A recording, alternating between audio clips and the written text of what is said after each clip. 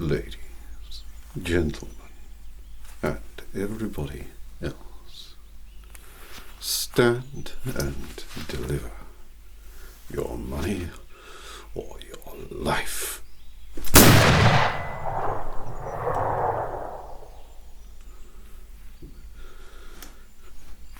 These things take a little while to reload. Excuse me for 2 seconds.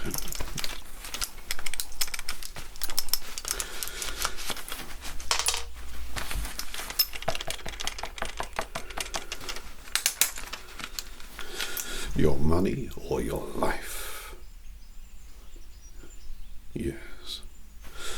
I am that dandy highwayman that you're too scared to mention spending your cash on looking flash and grabbing your attention. I am here today to relieve you of your valuables, for let me inform you that the apothecary does not cure the pox for free. So, we are at an impasse.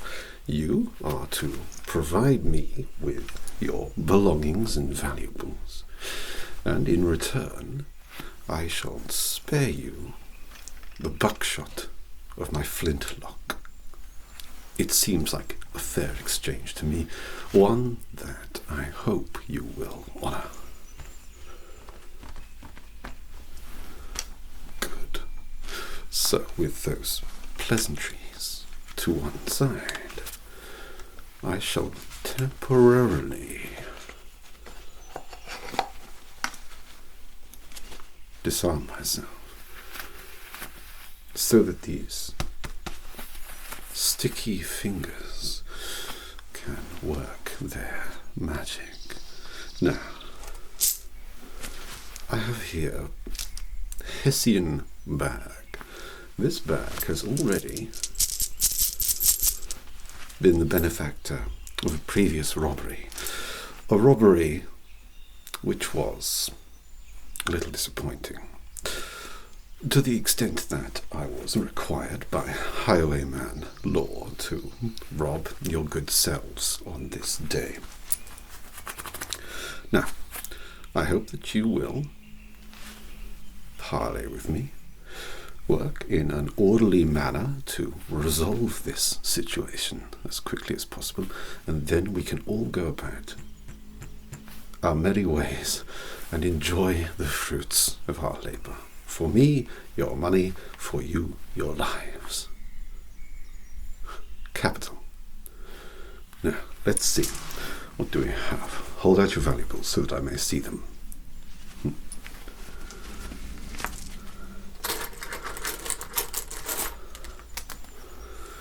These are fake doubloons, yes? No, fine. And what about you? What's this? Jewellery? It looks cheap. It's got foreign coins on it. Interesting. Goes in the bag. What about you, eh? A ring.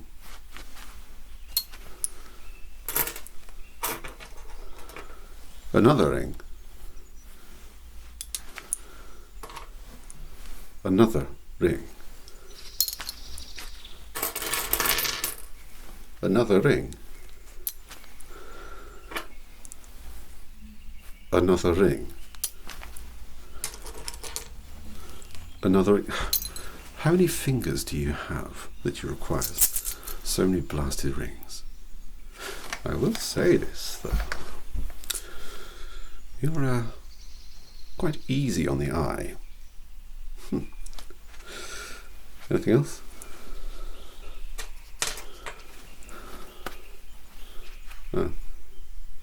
Is this ring important to you? Well then, my dear, you may keep it. Let it never be said that highwaymen, women, or gender neutral. Do not abide by a code of practice, a certain honour, if you will. That honour being that we take but what we need, never what we desire, and never more than that. Quite.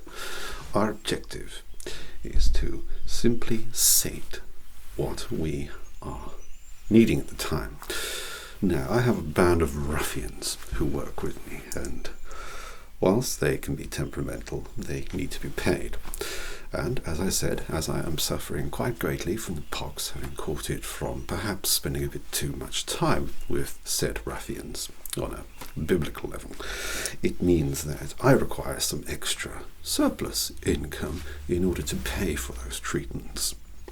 We live in desperately sick times here in the 1700s, as I'm sure you're aware, and with that comes a lot of moral responsibility to treat ourselves, to distance ourselves socially, perhaps, if we suffer from said pox, and also to ensure that we look after one another in the spirit of community. That being said, any additional funds that you may have all go towards a good cause. There's a good chap. And you've got some rings as well. I feel like I'm robbing some octopi or cephalopods. The amount of fingers and arms going on here. Just a little highwayman humour. We call it highway humour. Why are we called Highwayman? Well, what do you think? We await unsuspecting carriages, taxis, buses, pop out of them, give them the old 1-2, and then we take what we want and move along on said highway to our secret base. Yes, mine's located in the woods. Not so secret. I do have a sign to it, but that's mainly for me. I often forget where I park, and so have to retrace my steps. Anyway, come on, divvy up. Oh my.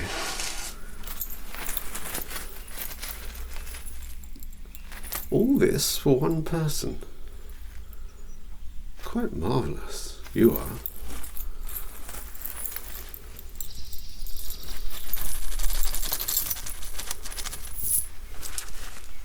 In fact, dare I say it,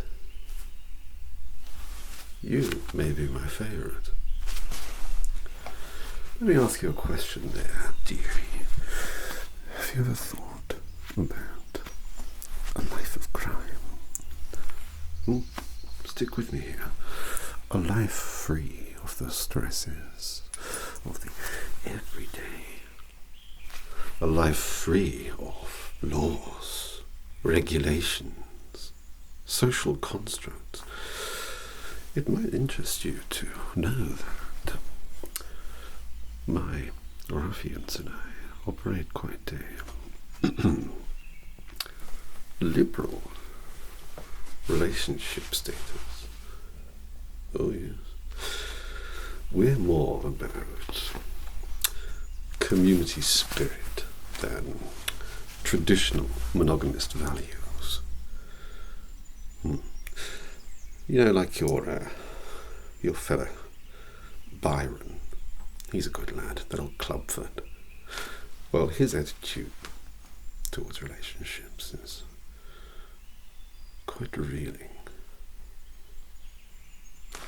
Anyway, I am getting ahead of myself.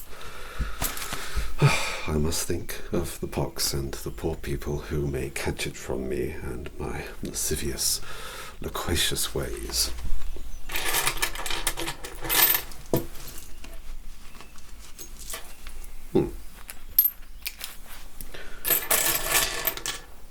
More rings. What is it, silver? Another one.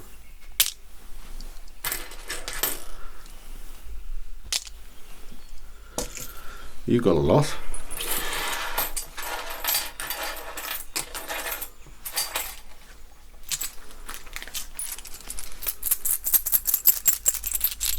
Look at that. You bourgeoisie really surprised me with the amount of wealth, oops, that you not only amass, but then simply rest on and don't spend.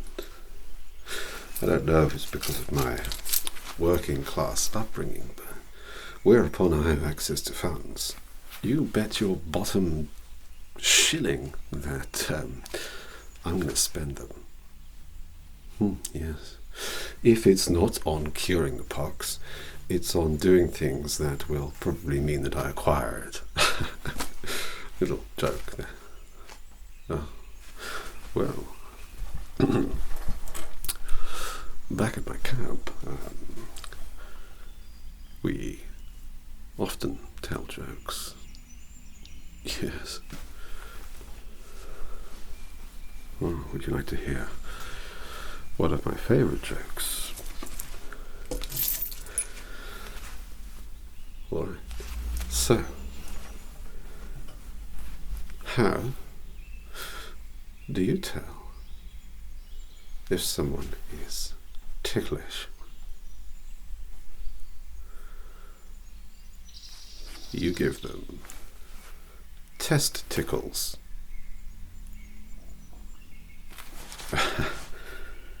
Yes, in retrospect, probably not the most charming joke to tell someone in order to enamor myself to them, but a joke nevertheless, also not representative of the caliber of humour back at the camp where we plan our robberies. It might interest you to know that we have a very big robbery coming up, and we were looking for someone just like you to help us out with it. What do you say? I think you and I could be a great team together. What's more, if you don't, I'll shoot you. You called my bluff. I could never shoot such a mesmerizing face as yours. It would be a crime just not literally against humanity, but also against the world of art. You belong in paintings. Speaking of, I don't want to toot my own trumpet, but I am quite the painter myself, and it would give me no small amount of pleasure to paint one such as yourself, if you were to come back to the camp. I realize now, through this discourse, that I am... what is the phrasing I'm looking for? I am approaching you very stoically, very aggressively, and by some it may be considered inappropriate. But I feel that you and I have an understanding. Yes, I'll steal your things in a minute. That you and I have an understanding that I would like to explore. Well, I'm glad to hear that. Just let me collect the rest of the money from these idiots and maybe we can be on our way.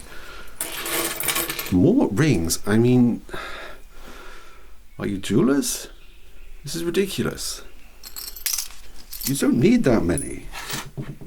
It's not... Jesus.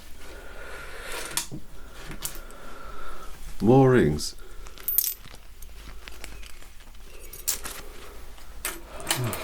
Finally some money. Thank you.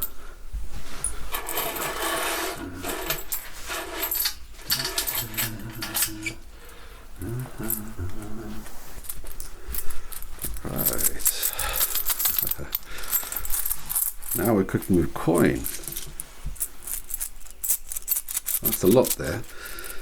That'll cover my men's salary.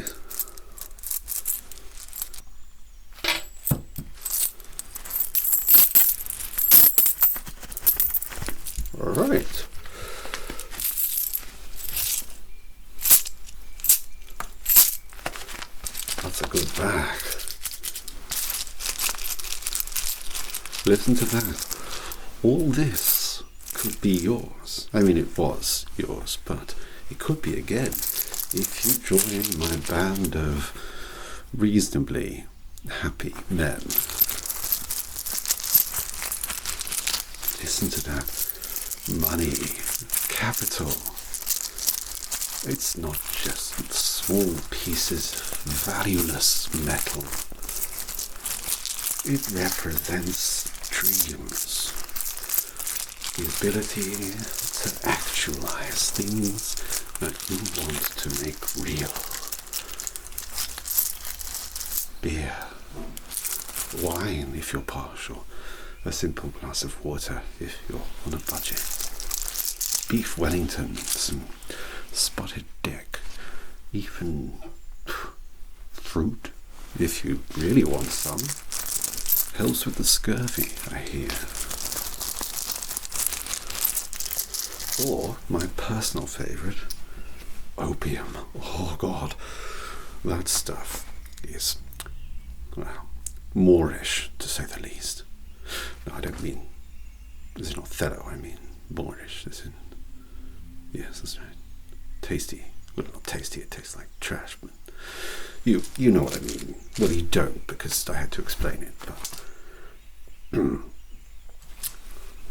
well, so to summarize, guns, gold, and good times. Would you like to be part of that? I promise I'll let everyone else go. I've got all your money and all your rings. Lots of, what do you say? Just for fun. I tell you what, if you really don't like it, you can kill me in my sleep. Yes. It's kind of a rule at our camp. If you don't like someone, kill them. In their sleep, be polite.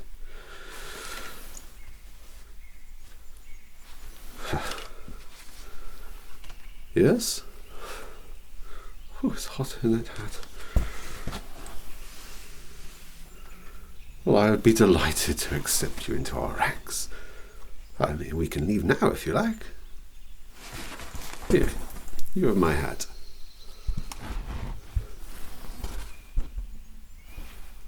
Let's go. Oh, by the way, I'm going to kill them just so they don't talk.